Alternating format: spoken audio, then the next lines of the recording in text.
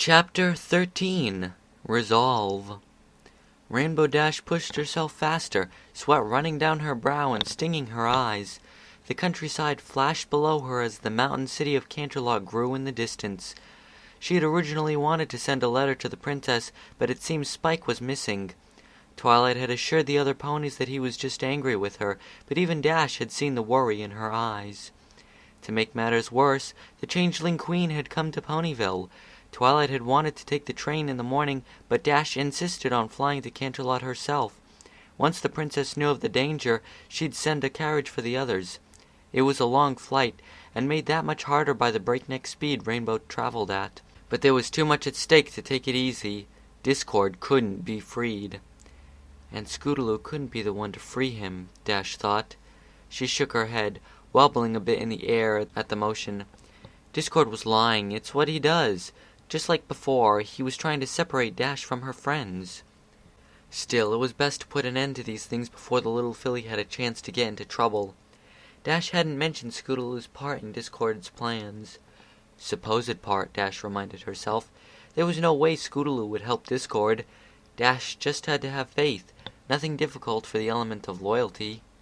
She passed the city limits and put on a final burst of speed as the castle drew closer. Scootaloo finally stopped running near the edge of town, gasping for air. Finally safe for the moment, she collapsed under a small apple tree and cried freely. No matter what she did, her current life was over. If she stayed in Ponyville, she'd be sent back to that awful place. Her only other choice was to run again. "But if I do that," she said to herself, "I'll never see Apple Bloom or Sweetie Belle again." It was all Rainbow Dash's fault. Why couldn't she just stay out of Scootaloo's business? Why did she even care? I'm sure she does care. Then why? I was happy. I had friends. For a second, I thought she was going to let me stay with her, but... Scootaloo trailed off, blinking through a fresh wave of tears. It's not just Sweetie Belle or Apple Bloom. I won't be able to see my other friends either. I won't get to go flying with Rainbow Dash anymore. Why would she try to send me off like that? I thought she liked me. When you put it that way, it does seem strange. If she wanted you to stay in Ponyville, I'm sure other arrangements could have been made, but I'm sure she has her reasons. Yeah, right, Scootaloo scowled, wiping the tears from her face. She probably has a great reason for messing everything up. Her lip quivered as tears threatened to spill over again. What am I going to do? I can't lose my friends. Scootaloo, if you can free me, I'm sure there's something I can do. Really? A bit of hope brightened her face, but it drained instantly to a harsh frown. We still need the sixth element. Yes, the element of betrayal. Scootaloo laughed humorously. Why don't you ask Rainbow Dash? After tonight, it isn't a bad idea. Or... Discord paused for dramatic effect. You could wield it. Scootaloo's wings flared up in anger. Hey, I haven't betrayed any pony. Of course not, but you feel that you've been betrayed, don't you? Scootaloo's wings dropped a few inches. Well, actually saying she betrayed me is a bit much. Is it? She stuck her snout in your business without asking you. She tried to ruin everything you've done for yourself, all because she's the adult, and she knows better. She was supposed to be your mentor, your friend. Would a friend do that to you? No, a real friend would have asked me first. You've been hurt, and I'm sorry for that, but now you can use it. That's how this world ruled by Celestia works. Ponies are hurt, and they either grow from it or give up. This is your chance to grow, Scootaloo. Take your life into your hooves. Help me, and together we will ensure you never have to leave your friends again.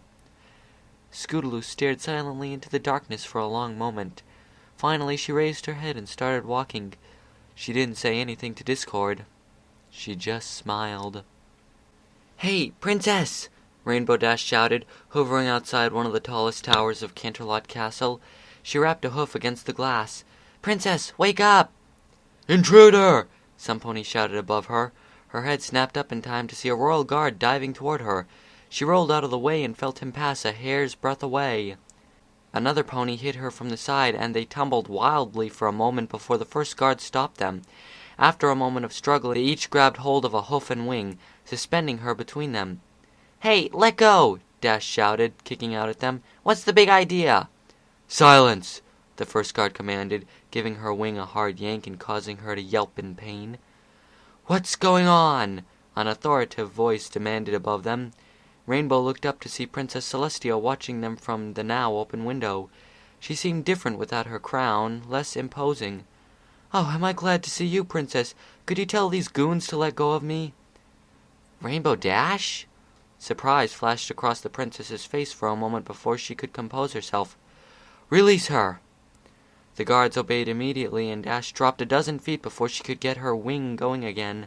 She quickly rose until she was level with the window again. "Princess, we've got a huge problem. Discord is trying to get free, and the Changeling Queen locked up one of my friends." Under normal circumstances, Rainbow Dash could have laughed at the look of shock on the normally composed princess's face. "Chrysalis," Discord said in greeting. Chrysalis, disguised as Crystal Ball, stood near the fountain at the center of town. She nodded once to Scootaloo as the young pony approached her before turning away. The two stood waiting, the bubbling of the fountain the only thing to break the silence. "The others are on their way now." Scootaloo nodded and turned to watch the main road. Spike was the first to show up, checking over his shoulder every other step. He waved at Scootaloo but didn't speak. Scootaloo thought he looked a bit sick, probably from nerves. She didn't share his feelings. If anything, she was excited. Finally, after so many months of just surviving, she was going to do something for herself. Gilda came next. Like the others, she was silent, though she didn't seem nervous, just tired. She returned Scootaloo's wave with a grumpy scowl. Finally, the silence was broken. "Like, what are you doing here, Blank Flank?" "Way to kill the mood." "Shut up, Diamond Tiara. No one wants to hear it tonight," Scootaloo mumbled. Diamond Tiara drew back as though she had been slapped. "Is that how you're going to speak to your future princess?" "What the hey is she talking about?" Spike whispered. "I don't have a clue. Let's just ignore her and hope she goes away." "Enough!" Crystal Ball spat impatiently. "Every pony is here now, so let's begin." "Wait," Scootaloo interrupted. "There's only 5 of us." "The 6th is waiting for us in Canterlot." "How are we going to get there?" Spike asked. "The train doesn't run for another 2 hours." "I'm going to teleport us there using magic," Crystal Ball explained. "But you're just a filly. Even Twilight can't move 5 ponies all the way from Ponyville to Canterlot." Crystal Ball ground her hooves into the dirt. "Just let me worry about that, okay? Now we will meet the final element in Canterlot. I'll go ahead to check the sculpture gardens. There's a chance they're guarded, and no pony will recognize me." "But what if they are guarded?" Scootaloo asked. "Just leave that detail to me," Crystal Ball said with a chilling smile. Scootaloo frowned and glanced up, hoping Discord would get her unasked question. "She's not going to hurt any pony, just a few suggestive spells to get them to leave."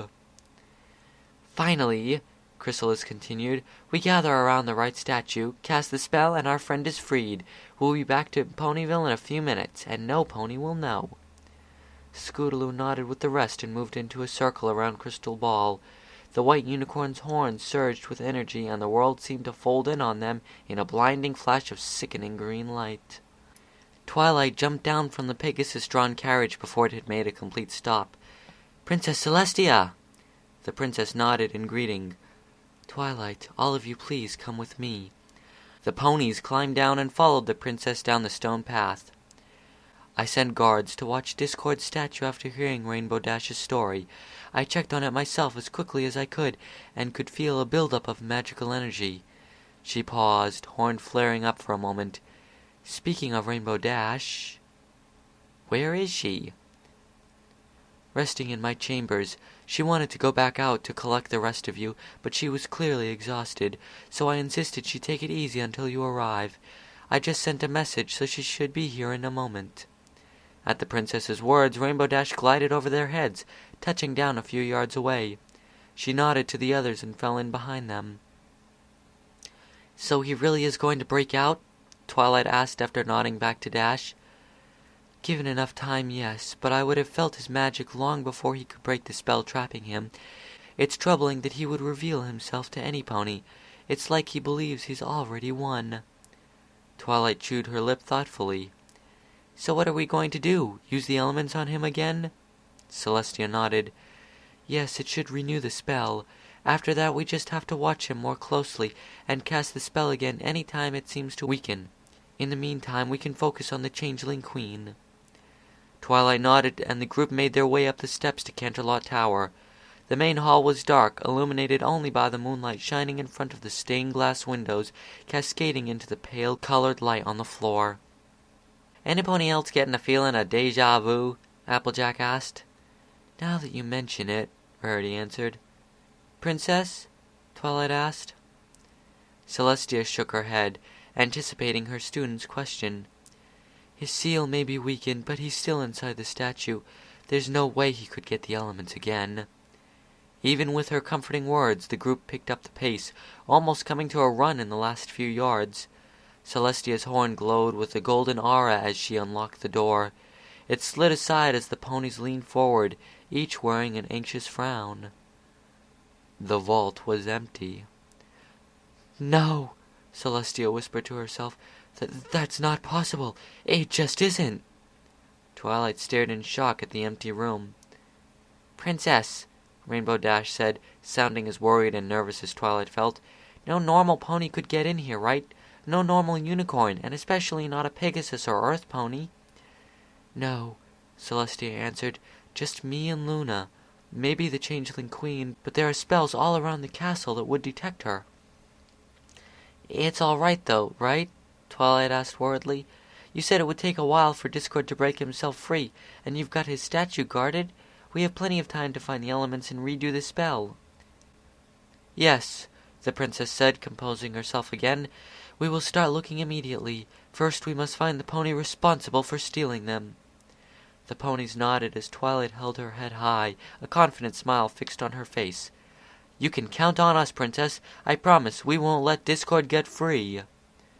"If that's not the perfect cue," Discord chuckled from the back of the hall, "nothing is." Chapter End.